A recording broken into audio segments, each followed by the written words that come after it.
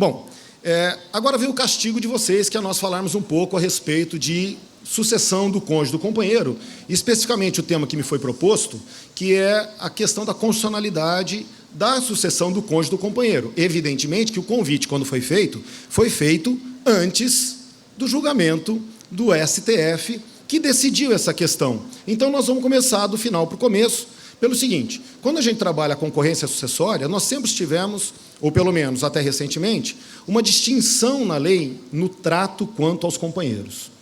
Quando eu menciono esse trato, voltando no regime anterior ao Código de 2002, nós tínhamos uma completa isenção de ânimo do legislador em relação a essas relações estáveis. A companheira no Código, na legislação revogada, ela era mencionada em 3 passagens apenas, como concubina, e em 2 delas era para sonegar direitos. A primeira, quando dizia que o homem casado, fazia doações à sua concubina, como se mulher casada não tivesse concubino, até nisso a lei era preconceituosa, dizia: o homem casado fazendo doações à sua concubina, essas doações podem ser anuladas, e também aquele dispositivo que não confere legitimação sucessória aos concubinos da pessoa casada. Esses 2 artigos que negavam direito à concubina, eles foram repetidos na codificação de 2002. Nós temos as mesmas vedações de doação entre pessoas casadas para a concubina ou para o concubino, e temos também a falta de legitimação sucessória, no artigo 1801, inciso 3, em relação à deixa testamentária feita por uma pessoa casada ao seu concubino. Mas feito de uma forma muito canhestra, porque a redação da lei é muito ruim. Inclusive, misturou uma questão de estar separado de fato, com culpa pela relação conjugal, com essa questão da deixa sucessória.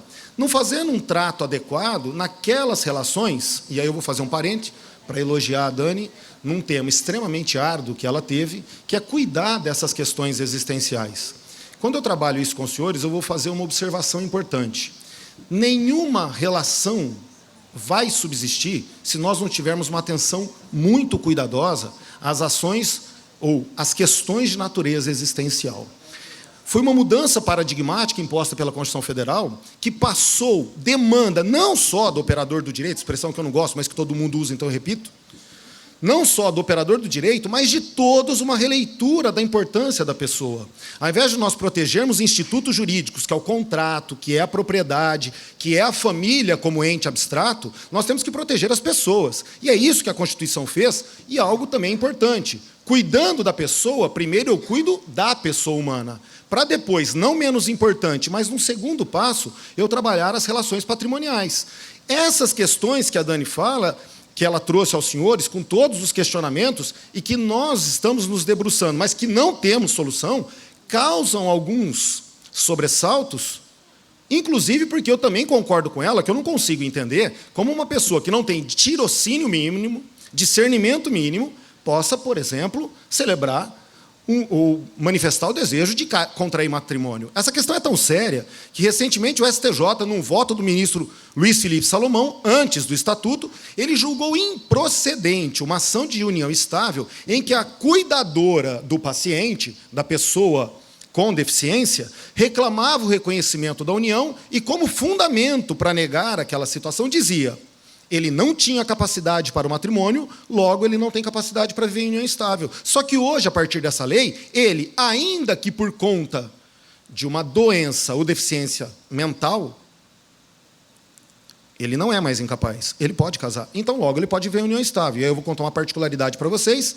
Esse cuidado com a pessoa, para depois voltar a falar dos cônjuges dos companheiros, isso é muito importante, e ela chamou a atenção no final da palestra dela de uma forma muito pontual, que é: nós temos que valorizar a autonomia privada das pessoas, porque é isso que importa. Não existe nada mais agressivo do que colocar uma pessoa na zona cinzenta da incapacidade e ela nunca mais manifestar o seu consentimento com alguém falando por ela. Não há afronta maior. Eu tenho que olhar a pessoa, enquanto houver um mínimo de discernimento, eu tenho que respeitá-la. Aí eu vou fazer um parênteses. Lembra quando ela disse o seguinte: olha, a pessoa em tratamento médico, ela tem que falar, ela tem que decidir se ela quer fazer tratamento ou não? Gente, isso é muito caro para mim, muito importante, porque eu vivenciei isso na minha família. A minha mãe decidiu que ela não faria o tratamento. Hoje ela está perto do Papai do Céu, eu imagino, não sei se está também. Mas ela fez opção, falou, não quero o tratamento, e morreu. E eu levei ela para todos os médicos. Ela decidiu, no final da vida dela, que ela não faria o tratamento. E, ao mesmo tempo que eu vivo uma situação hoje muito particular, que meu pai tem Alzheimer e foi evoluindo. E se eu tivesse a noção do que ela expôs, eu teria feito todo um planejamento para que permitisse a ele continuar manifestando a sua vontade, como isso acontece, naquele mínimo de discernimento para as questões existenciais que ele tem que ter. Eu não posso mais tratar as pessoas de forma desigual, e aí eu entro no que eu quero dizer, por força do instituto ou por força de uma doença. Eu tenho que analisar, particularmente, aquilo que importa para a pessoa. Por que eu estou dizendo tudo isso? Para roubar a palestra da Dani? Não, para dizer que isso serve para casar viver em união estável. Casar ou viver em união estável é uma manifestação do poder de autodeterminação. Casamos ou vivemos em união estável a partir de uma decisão conscientemente adotada num modelo de família. O que é isso? Projeto existencial. Casar ou viver em união estável é execução de personalidade. Se eu vou casar, se eu vou viver em união estável, se eu vou me casar com uma pessoa do mesmo gênero ou de outro gênero, se eu vou ter uma vida celibatária, isso é execução da personalidade que nós executamos declarando as nossas vontades. O que é curioso é que quando nós falamos em projetos de conjugalidade, casamento e união estável, nós falamos em algo em comum às relações familiares. E que cuida da pessoa, que é o afeto. Quando eu trabalho o afeto como pressuposto, e não sou eu que digo, é toda a doutrina que diz, e aí eu chamo a atenção do afeto para quem entende que isso é conversa mole. Olha que sacada de um advogado do Rio de Janeiro. Um senhor de idade já avançada desposou uma jovem senhora 40 anos mais nova que ele. E aí, ela, muito interessada nos seus encantos patrimoniais e menos nos seus encantos pessoais, contraiu matrimônio com ele. E aí isso ficou provado. Só que quando ela contraiu matrimônio com ele, eles contrataram um regime de bens, que a beneficiava. E aí ele descobre que ela estava interessada exclusivamente no seu patrimônio, talvez num dote. O advogado dele, ao invés de pedir o divórcio, ele entra com uma alegação de que pressuposto para o casamento é afeto. Quando a pessoa não casa pelo afeto, ela mostra um desvio de personalidade, que conduz a um erro quanto à identidade, a personalidade da pessoa. E encaixou a situação lá no erro quanto à pessoa do outro cônjuge. Anulou o casamento. Quanto que ela levou? Nada. Quanto que ele levou? Imagino que ele deva ter feito um contrato legal. Ele diz o seguinte, se não tiver regime de bens no seu casamento, quanto que eu recebo de honorário? Não, porque numa hora dessa ele dá patrimônio inteiro para o advogado, mas não quer dar um tostão para a moça. Ali é a hora de pegar o cliente. Assina aqui. Quando eu menciono essa situação, o Tribunal de Justiça do Rio de Janeiro reconhece o erro essencial por um desvio de personalidade, porque não é natural casarmos interessados exclusivamente nos encantos patrimoniais da pessoa. Isso é uma preocupação com a existência, isso é uma preocupação com a pessoa. Notem, portanto, que nas relações familiares em geral, o que deve permear, e às vezes, infelizmente, isso não está presente, é essa questão afetiva. Então, quando eu faço opção pelo casamento ou pela união estável, eu faço uma opção em que algo é em comum, onde eu vou buscar naqueles modelos a execução não da personalidade do outro, mas da minha própria personalidade.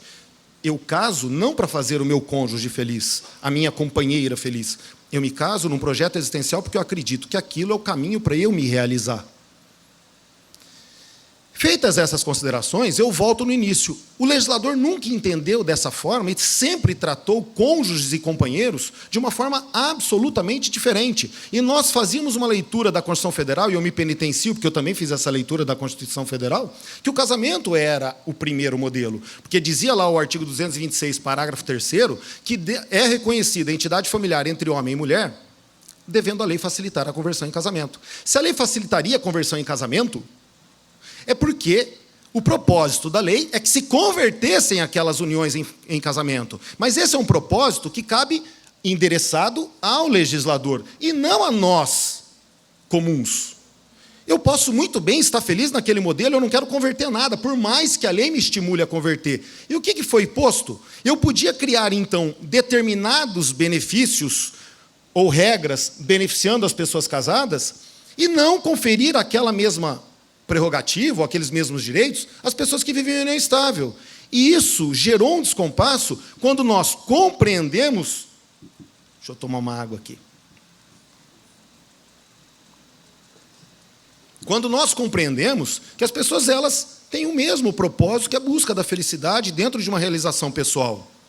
Eu não estou dizendo que é tudo igual, porque aí vem a questão do julgamento do STF, que deixa no ar uma série de discussões que eu vou apresentar aos senhores e que nós vamos refletir a respeito.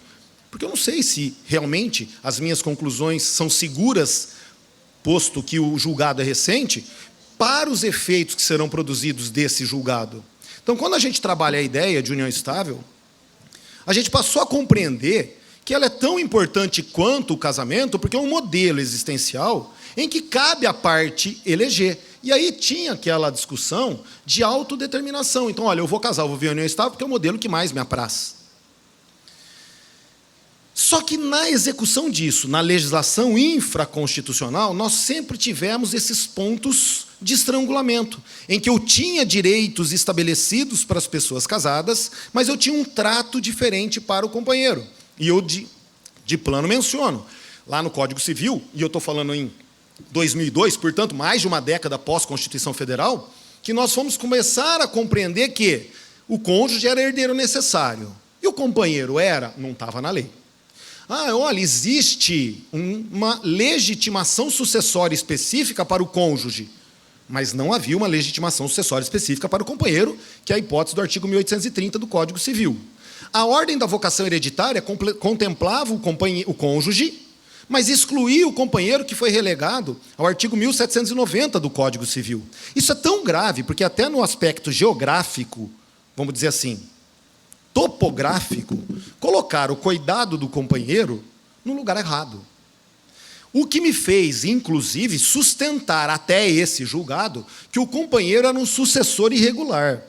A exemplo do beneficiário do seguro de vida, o companheiro estava no 1790, então o 1790 é uma regra específica que afastava a ordem da vocação hereditária. E por que eu sustentava isso?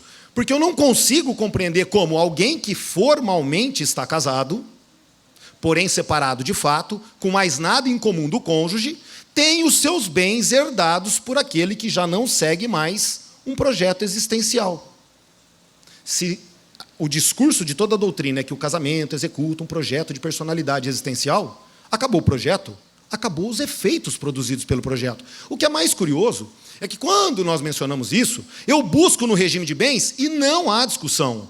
Separados de fato, não operam os efeitos do regime de bens, cessam os efeitos do regime de bens. Paradoxalmente, isso não se aplica ao regime sucessório. Para o regime sucessório, está dito no 1830, e para minha infelicidade, num processo que eu, inclusive, atuei, a ministra Isabel Galotti entendeu que a literalidade da lei é aquela e deve ser cumprida. Segurança jurídica, mas uma segurança estranha, porque diz lá, até 2 anos da separação de fato, o cônjuge separado de fato, sobrevivente, concorre na herança do falecido. Então, eu posso já estar convivendo em união estável com a Maria, separado de fato há 1 ano e meio, e o meu cônjuge sobrevivente, na minha morte, entrar no meu inventário e dizer, olha, eu sou herdeiro. Então, eu tinha uma série de descompassos legislativos que, suscitada a questão no STJ, foi avocada pelo Supremo, que decidiu nos recursos. Aí vem a defeito. Gente, lá na minha terra só tem mimeógrafo. Então eu não sei mexer em PowerPoint. Então eu vou ficar citando. Eu tenho papel. Eu não tenho aquele negócio lá. Tá? Recurso extraordinário 878-694. E um que ninguém deu importância alguma porque foi julgado conjuntamente. Então o primeiro é o recurso extraordinário 878-694. E o outro é o 646-721. O 878-694 foi relatado pelo Barroso. O 646-721, pelo ministro Marco Aurélio. Nesses acórdãos, o que foi decidido? Que o regime legal do companheiro passa a ser exatamente idêntico ao do cônjuge. Então, se o nosso objetivo da palestra era discutir a legalidade, a constitucionalidade ou a inconstitucionalidade do 1790, esse objetivo está superado. O STF decidiu, em acórdão vinculante, que é inconstitucional todo o artigo 1790, e olha como era dramático. São Paulo e Minas entendiam pela constitucionalidade. O Rio de Janeiro pela inconstitucionalidade. E se vocês avançassem nos tribunais estaduais, cada um entendia de um jeito. Acabou a discussão. A partir de agora, segundo o voto do ministro Barroso, e esse voto já foi disponibilizado, nós não temos o acórdão, mas foi disponibilizado, o regime sucessório de cônjuge e companheiro passou a ser igual. Tudo bem? Quando faltar 10 minutos, você me avisa. Se eles são iguais, eu não tenho mais o que discutir. Só que houve uma modulação nesse acórdão que já passou. Qual é a modulação? Essa igualdade, portanto, os companheiros serão inseridos no 1829, vale para todas as sucessões ainda abertas, desde que abertas a partir de 2002. Por que 2002? 2003, na verdade, né? Porque antes de 2003, vigência do Código Novo, existia um outro regime sucessório. E a lei vigente ao tempo da morte é que vai ser aplicada na sucessão no inventário. A partir de janeiro de 2003, então, todos aqueles inventários judiciais ou mesmo as escrituras ainda não lavradas já serão observadas as regras deste julgamento. Portanto, se alguém aqui for advogado de companheira, que estava no 1790, a discussão mudou no meio do inventário e vai ser decidido a partir deste julgado, que não foi publicado. Você falou, bom, mas ainda não está publicado. Só que o Rio Grande do Sul, num julgado do Rui Portanova, já se antecipou a questão e disse o seguinte, olha, já está julgado no STF, portanto, eu já estou decidindo de acordo com o julgamento do STF, que ficou em muita maioria, uma maioria considerável, dizendo que a partir de agora é tudo igual. Como só falta publicar, e não se sabe se vai ter embargos ou não, mas faltando publicar, essa decisão não vai mais mudar. Então, a partir de hoje, como é que foi modulada a decisão? As escrituras ainda não lavradas e os inventários judiciais não finalizados, eu posso estar naquela fase de formular pedido de quinhão, deliberação de pedido de quinhão, e vai seguir as regras do 1829. Tudo bem? Então, cônjuge e companheiro são iguais. Ótimo. Só que aí começam os nossos problemas. Quais problemas? Primeiro, para os advogados. Quando a gente trabalha essa igualdade, o STF, e eu assisti o julgamento, ele não avançou em questões que são importantes, algumas que me parecem mais fáceis de soluções ou de conclusões mais simples, outras mais complexas. Quais são as mais simples? Por exemplo, o STF não disse, ou disse nada, se o companheiro é herdeiro necessário ou não. Toda a doutrina majoritária vem dizendo o seguinte, o que era majoritária? Aqueles que já pregavam essa igualdade, diga-se de passagem. Vem dizendo o seguinte, aplica-se o 1829 e o companheiro é herdeiro necessário. Não é a voz de um autor que não é tão lembrado, e injustamente não é lembrado, porque é uma das pessoas que mais conhece a história do Código de 2002, que é o professor Mário Delgado. O Mário Delgado, mesmo após o acordo, ele diz, não muda nada, a ideia do legislador, no 1845, foi de excluir, porque ele participou da revisão do Código, o companheiro como herdeiro necessário, e não estando na lei, não será, mesmo após o julgado, herdeiro necessário. Qual é a minha opinião a respeito? Acho que ele vai ficar vencido. Os argumentos dele são bons, mas ele restará vencido nessa primeira questão, que trabalha a ideia da igualdade também dos herdeiros necessários. Só que, se isso acontecer, nós, advogados, passamos a ter um problema. Qual o problema? Para aquelas famílias reconstituídas, gente que já participou de um primeiro relacionamento, se separou, tem filhos de primeiro relacionamento, e o projeto, que é o mais comum, que é iniciar dali para frente uma vida em comum, dividindo o que formaram nessa vida em comum, sem mexer no passado, não será mais possível. O que eu quero dizer? O cônjuge, o regime sucessório assegurava ao cônjuge concorrência sucessória nos bens particulares do falecido. Então, se casado no regime da comunhão parcial, tendo bens particulares, era nesses bens particulares que o cônjuge ingressava. E que todo mundo, ou a maioria, gritava. Eu nunca gritei, achava legal. Então, aqueles que têm um casamento de muito tempo, não vai mudar nada. Tua esposa receber filhos comuns. Mas eu reconheço que aqueles que têm famílias reconstituídas, vários filhos de relacionamentos distintos, ele começa a ter um impasse que ele vai ter que dividir o que ele recebeu de herança do pai dele com aquele cônjuge que ele arrumou lá nos 60, 65 anos, porque ele queria um companheiro para ficar no final dos seus dias. A velhice já é chata. Eu adorei quando ela falou que a gente não vai morrer mais. Por mim, eu não morreria. Morro de medo de morrer. Tenho pavor de morrer. Velarde, vou em velório, eu paro na porta, dá um tanto para frente, eu não entro. Então é o seguinte, vai que chama, né? Fala, vem. Então eu não vou. O que acontece? Aquelas pessoas que no final arrumam um companheiro, entram no 1829. Morreu, tudo que você fez até os 60 anos de vida, uma parte será desse companheiro que você assumiu no final da vida. Ah, mas eu não posso fazer um contrato? Aí entra uma discussão que a gente estava até trabalhando hoje. Qual é a discussão? Eu não posso observar nesse contrato uma regra que a gente renuncia à herança? Pessoal, aí vem um detalhezinho importante. A doutrina tem sustentado que isso viola o artigo 426 do Código Civil, que veda a contratação de herança de pessoa viva. Eu não entendo assim, mas vamos trabalhar a doutrina. E aí, o que faz mais? Ao reconhecer que eles não podem contratar, eu não tenho mais alternativa. O que vai estar na concorrência sucessória são os bens particulares. Mas o Barroso, no julgamento, ele pede a palavra no final do julgamento, ninguém sabe o que virá no acordo, ele diz o seguinte: nós temos autonomia privada para decidirmos regularmos o patrimônio em vida, mas também devemos ter autonomia para regularmos o patrimônio na morte. E isso ficou no ar.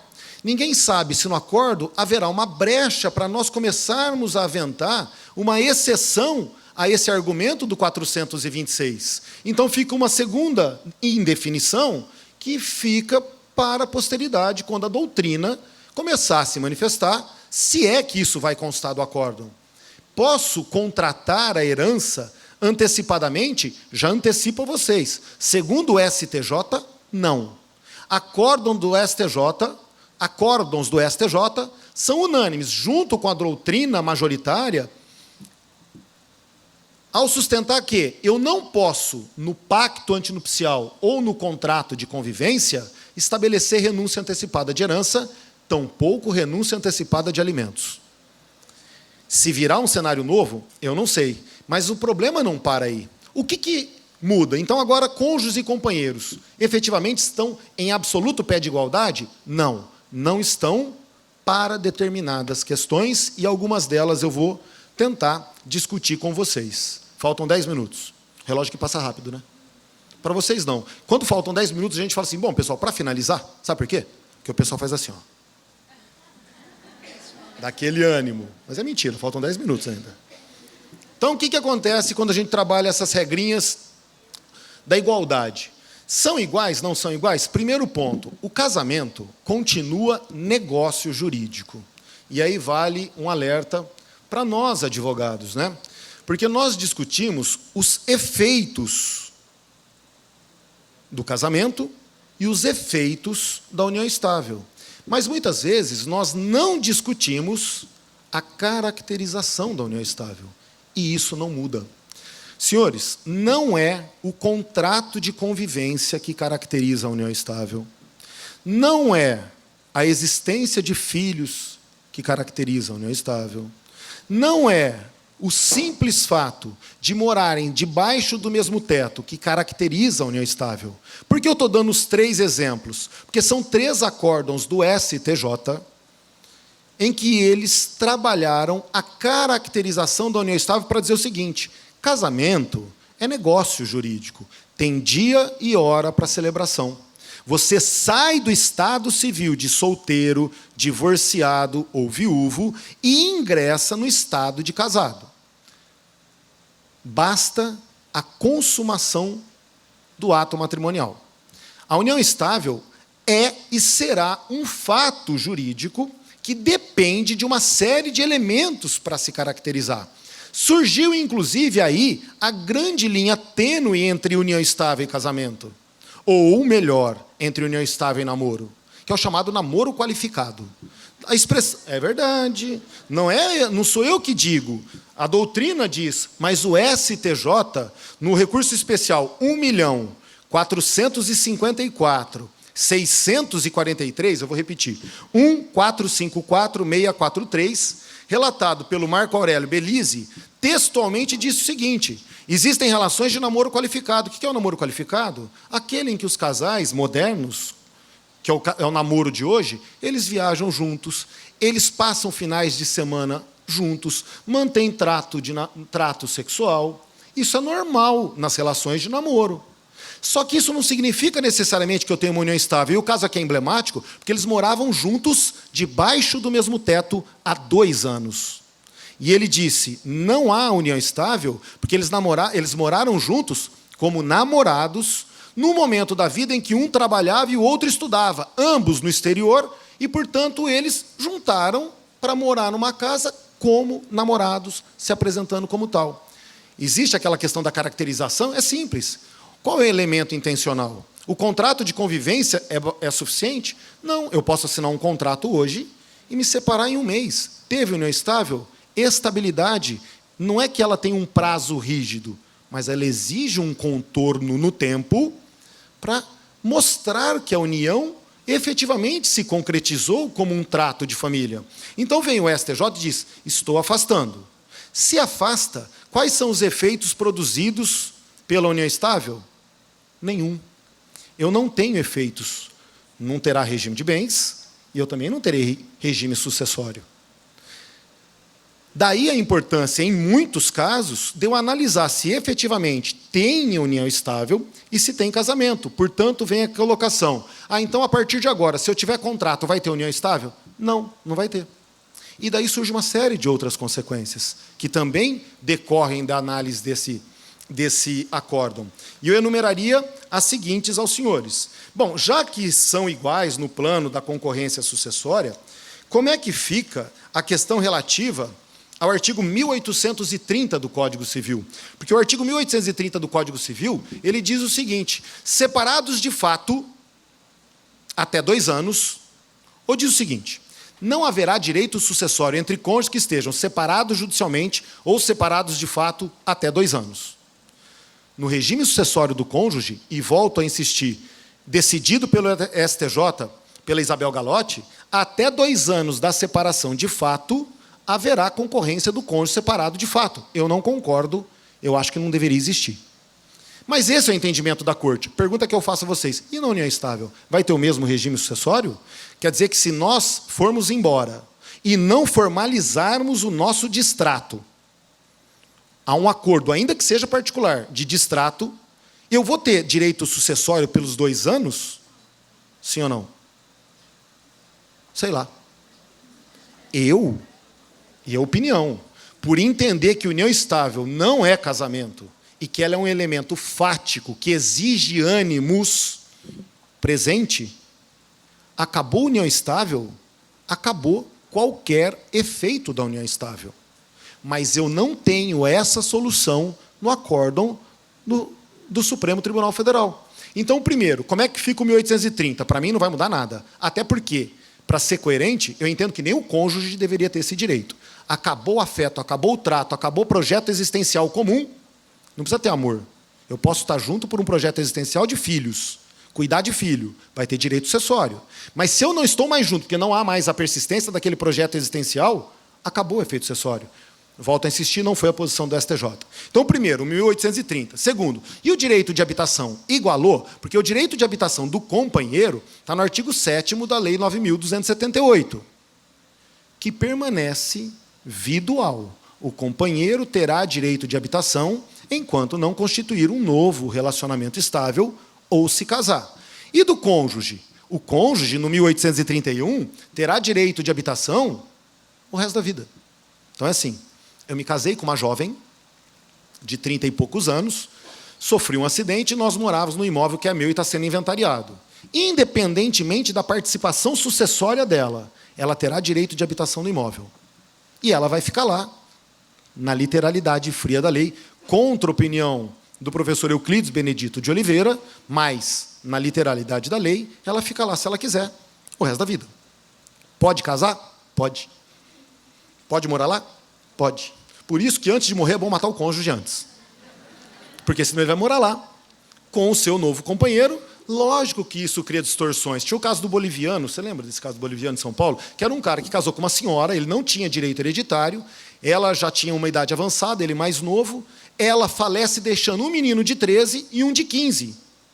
Ele meteu o pedido de direito de habitação, o juiz, na literalidade da lei, deu, ele tocou os 2 moleques de casa. Então o boliviano ficava na casa, que era da falecida, os 2 filhos foram morar com o tio, e o Tribunal de São Paulo fez lá um remelê-chuchá para tentar afastar aquilo que, na literalidade da lei, estava correto. Aí entra as questões de proporcionalidade, razoabilidade e encontrar a tutela de quem é vulnerável para nós protegermos. E não é direito alternativo, com todo respeito. É, dentro do sistema, nós encontrarmos a solução legal para afastar. Porque sempre que fugirmos do sistema, há uma inversão hermenêutica. Mas quando a gente cria a regra da cabeça, a gente começa a entrar na insegurança jurídica. Então a gente encontra dentro do sistema. Fica o primeiro problema, então, direito de habitação. E aí algumas questões que são polêmicas. Se eu passei a ter o mesmo regime sucessório, será que eu não vou aplicar a ideia de igualdade? E aí eu faço uma observação para os meus colegas advogados, que eu tenho certeza, aqueles que atuam na vara de família sabem o que eu vou dizer. É muito mais cômodo dizer o seguinte: se um pode, o outro também pode. Então eu vou igualar tudo. É mais ou menos dizer o seguinte: ó, aquilo ali é azul, aquilo ali é verde, mas no fundo é tudo preto.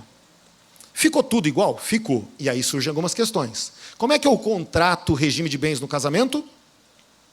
Pacto antinupcial, por escritura pública. Como é que eu contrato o regime de bens na união estável? Contrato de convivência, contrato de qualquer coisa, por escrito. Preciso da forma pública? Não. Mas se for igual, vai ter que ter forma pública? Gente, não está na lei. Mas por que eu estou falando, Marcelo está exagerando? Não. Agora eu estou falando, desculpem os magistrados, membros do Ministério Público, que estejam presentes, eu vou falar para meus colegas advogados. Existe uma doutrina majoritária e existe uma doutrina minoritária. Ok? Mas para algumas vozes do TJ, existe a terceira corrente, que é de quem vota. E eu digo isso porque eu provo através de julgados, onde, nestes julgados, a doutrina diz, segunda corrente majoritária, segunda corrente minoritária, mas eu acho que é uma terceira via e cria a terceira via. E todos nós fizemos planejamentos sucessórios a partir de doutrina que tem sido severamente ignorada pelos tribunais. Vale o que eles julgam, não vale o que a gente escreve depois de pesquisar horrores. Por que eu estou fazendo essa ressalva a vocês? Porque o STJ, contrariando a doutrina majoritária, e ele reconhece isso no acórdão, tem trazido algumas questões emblemáticas que nos preocupam quando nós orientarmos os nossos clientes. Exemplo, quando eu trabalho essa regra do contrato de convivência, minha pergunta, como é que eu vou mudar contrato de convivência? Alterando o regime de bens a exemplo do casamento? Não é tudo igual? Por que o casamento eu tenho que ir para a justiça e para a união estável eu faço outro contrato? Por que para o casamento eu tenho que fazer escritura pública antes de casar e na união estável eu tenho um simples contrato por escrito? Se eles entenderem que eu não posso mudar a regra, eu vou ter que seguir a mesma regra do casamento. Hoje, por uma questão de prevenção, porque eu continuo entendendo que a união estável é contrato escrito, eu continuo entendendo que basta eu alterar o contrato, porque eu ainda reconheço a união estável como um elemento fático, e não um negócio jurídico, a exemplo do casamento, e aí eu vou fazer a conclusão para vocês daqui a pouquinho, e isso é fundamental. Quando a gente trabalha isso, eu vou dar uma outra perspectiva. Quando é que eu posso contratar regime de bens? Antes de casar. Depois do casamento, eu posso simplesmente fazer uma alteração de pedido de regime de bens, que é judicial, ok? E na união estável, quando é que eu contrato? Eu posso contratar antes. Só que olha a diferença. Quem é casado aqui? Não precisa ter vergonha. Quem é casado aqui? O resto é feliz, é isso? Estou brincando. As pessoas casadas é que são felizes, aquelas que vivem em união estável também são felizes. Por que eu estou dizendo isso? Porque quando vocês, casados, foram casar, vocês elegeram uma data. Então tem aquela reflexão de celebrar um negócio com uma data onde eu vou fazer contratações inerentes às perspectivas das partes. Mas na união estável, quem é que vive em união estável aqui? Essas pessoas chegaram lá e disseram o seguinte, ó, dia sábado, dia 10, às 20 horas, vai ter a nossa união estável. Não tem.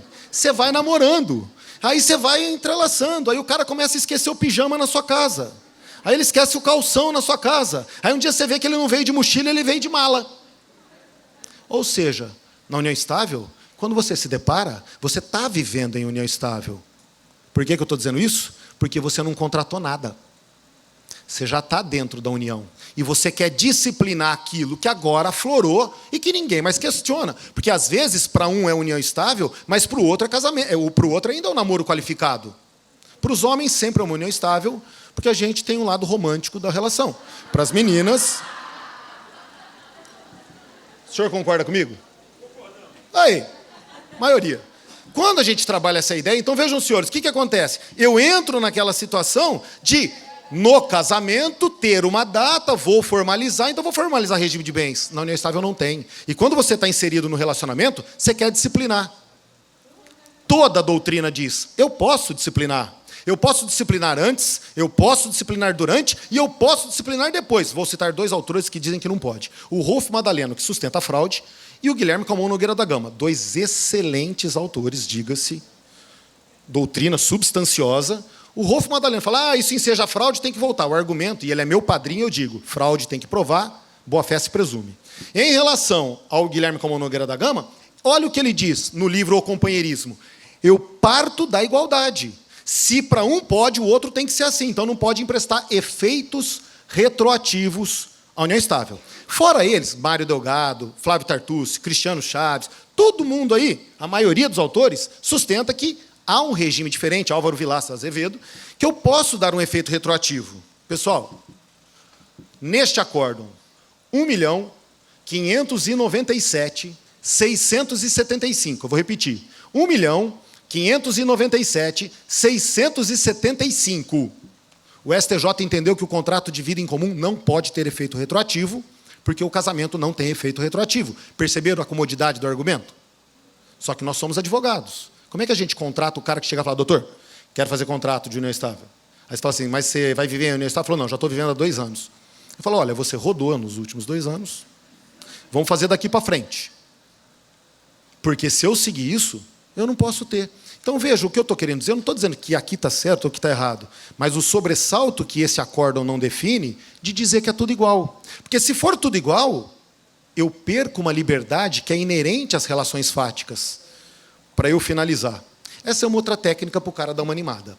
Para eu finalizar, acontece o seguinte, e a outorga uxória, ou chamada outorga convivencial, passa a ser obrigatória nas relações ou não?